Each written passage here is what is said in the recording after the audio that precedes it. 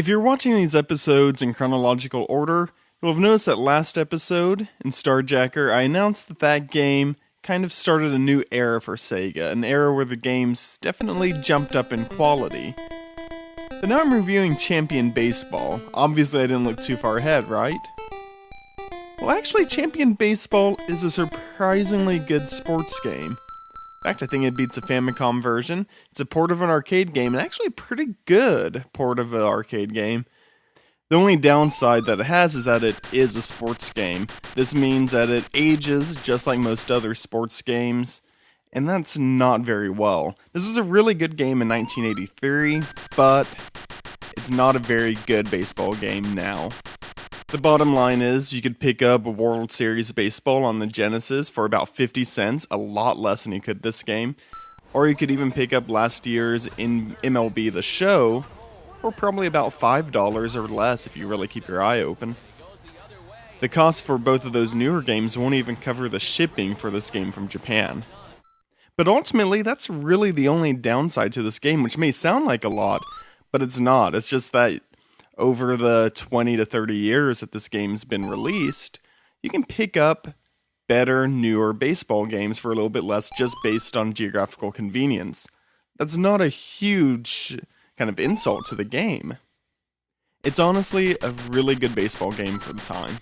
Champion Baseball is a fairly accurate arcade port of the 1983 arcade game by the same name by ADK. Now, ADK was a fairly early and fairly influential arcade manufacturer in the 80s to 90s.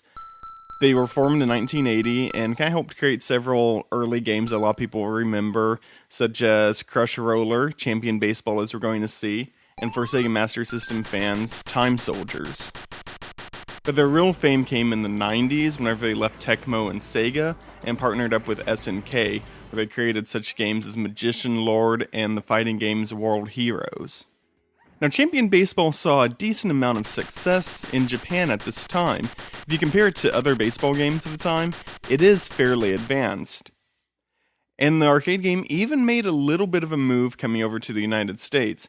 It was issue 5 of Electronic Games, where they kind of announced the arcade coming over here and stated that Sega was seeing Space Invader-like success in Japan. Now, I'm sure that was definitely corporate hyperbole. From everything I've seen, the game was not that popular, but for a sports arcade game, it did seem to do pretty well. But certainly, there were no 100 yen shortages in Japan. One of the odd peculiarities of the Sg-1000 game is that you don't really get to select your team. Beyond that, you also really can't seem to select your pitch or your hit style, which for a baseball game of that era doesn't seem too bad, and I might be missing something because the instructions, I was not able to find anything for this, and I don't own the instructions. So basically, you position your pitcher, pitch the ball, you can control whether you want it to curve or go straight, so you can do that, you just really can't control the speed of it. And similarly with the batter, you can control the position, and then just attempt to hit the ball based on timing. But the biggest thing is just the different viewpoints that you get in this game. It definitely beats the competition whenever you compare it to the Intellivision baseball games, which were some of the best at the time, as well as the ColecoVision, which graphically were one of the better systems.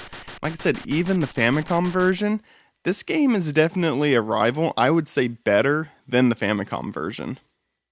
And although it's not a game that I would suggest going out and picking up, it is a game that I wouldn't necessarily write off. If you do happen to find it someplace, don't just think it's going to be a horrible sports game.